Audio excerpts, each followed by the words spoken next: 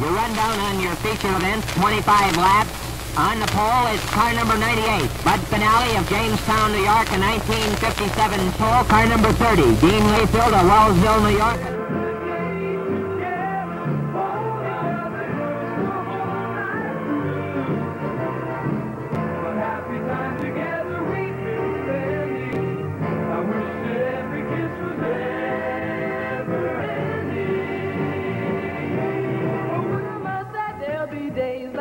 There'll be days like this, Mama said. Mama said there'll be days like this. There'll be days like this, my mama said. I went walking the other day and everything was going.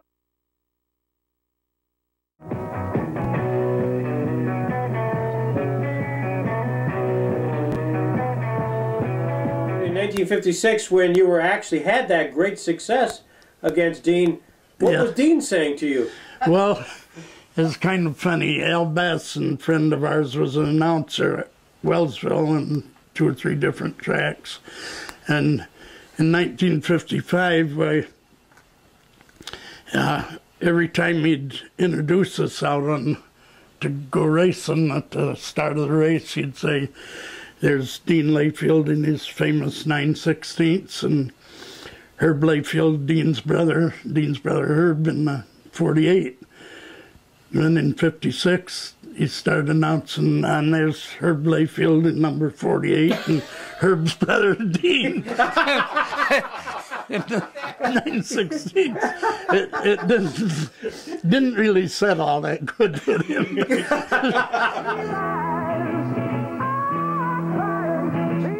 Dean was left-handed, and him and I'd work on a car, and that was handy for us both. We both worked on our cars. I worked on his, and he worked on mine. If we had a good idea, if I had one, he'd take it. If he had one, I'd take it. And that's the way we was.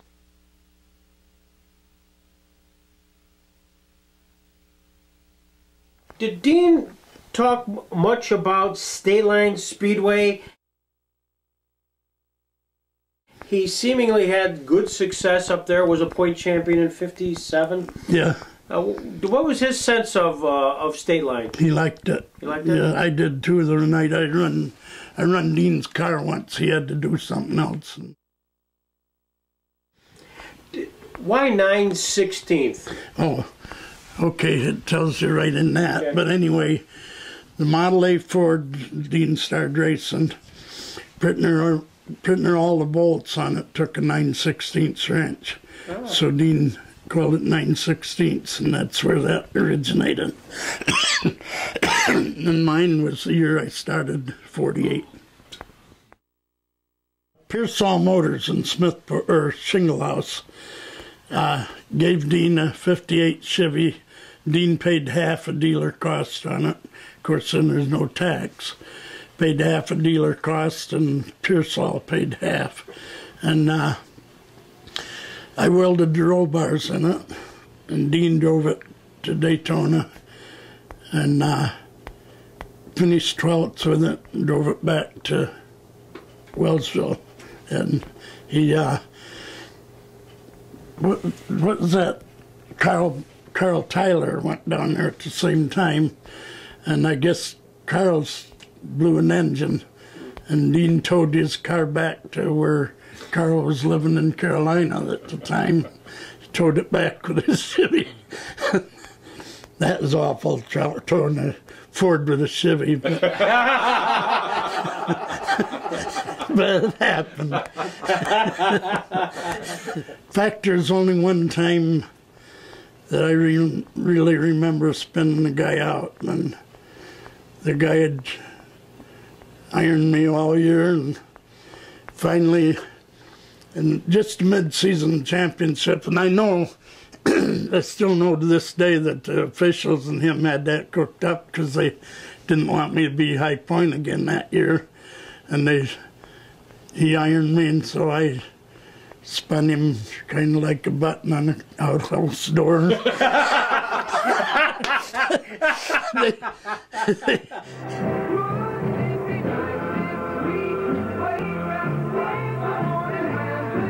come running down. Says, looks like you done that on purpose. I said, better damn well believe it. I said, look that way from where I sat, too. They said, well, then you did do it on purpose. I said, yeah. Dean died untimely. What happened? All right. I was in Biloxi, Mississippi at the time. Dean was racing at Perry. And Dean, so I wasn't there. And they had what they call some tracks Australian pursuit race. And if you pass a guy, he drops out. And I guess Dean got to lead, I guess, or something, and the car kicked up a stone on the track and it hit him in the temple, and he died the following Friday. That was on a Sunday, and he died in the Buffalo General Hospital. And we went out and seen him Tuesday night, and they said if he made it till Wednesday that he'd make it all right. And so I told them, my brothers and them, I says, he ain't gonna come out of here. He didn't.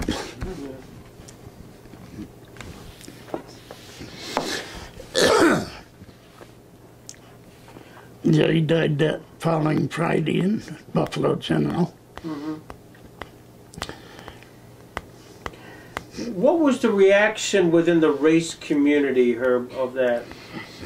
Well, he was at Emser's funeral parlor in Wellsville, and they said that that was the most flowers of anybody that they'd ever had in there, so apparently the community liked him. Mm-hmm. A bit of showmanship in Dean's driving? Yeah, there wasn't all of it. In fact, Dean, one night, 10 pins, Nolan Swift, you probably heard of him, had the 10 pins on his roof, and he'd get in the lead, he'd light them up, and he rolled it over, and them 10 pins was sticking out on the track, you know. And so Dean would go around and he'd try to clip them 10 pins when he drove by.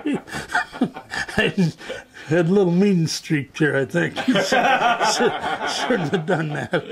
So I went to my doctor and said I had a slight hairline fracture in the skull and brain concussion. Told me not to race for at least 3 or 4 weeks, so I went up to the hospital. He said, don't even go to the hospital, go home, watch these other kids. So I said, okay. I went back up and I told her, I said, doctor said I had a slight concussion, not to race for at least 3 or 4 days. And so the following weekend was Memorial Day weekend, and there was 3 trophy races for Memorial Day and 1 regular night's racing. So I went out with my car and won all 4 of them. went back to the doctor, and he says, I see your name in the paper. But I liked Fords. I had good luck with them. I pretty much dominated that 6-cylinder class for 17 years. Won 19 championships, 17 high points, 273 features altogether. So, unbelievable. Congratulations. so, thank you.